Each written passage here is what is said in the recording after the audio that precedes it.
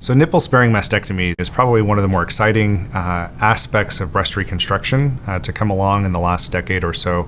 It's really a manner in which the mastectomy itself is performed for the cancer aspect of the operation, or for a patient who is prophylactic, who doesn't have breast cancer but may be a carrier of the breast cancer gene BRCA1 or BRCA2. Preserving the nipple and the areola is a newer way to leave behind as much of the breast as possible, and it really assists in the reconstruction.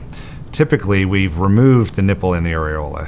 Historically, these structures were removed because they were thought to be structures that could be part of the cancer aspect of the operation and therefore needed to be removed. Certainly, whether the nipple and the areola is removed is a cancer decision, first and foremost. It's a discussion that should go on with a woman and her surgical oncologist and or her medical oncologist to determine whether she's a candidate for these operations.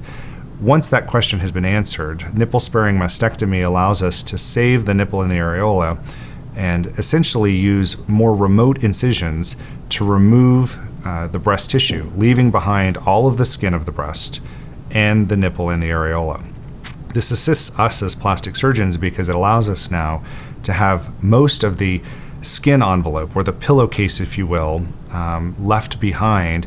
And so all that we need to do is now fill that pillowcase up to restore the breast and to reconstruct it. So nipple-sparing mastectomy is not performed in every instance, and certainly the most important part of the discussion is for the patient to have a discussion as to whether this would be an appropriate procedure for them with their medical oncologist and surgical oncologist.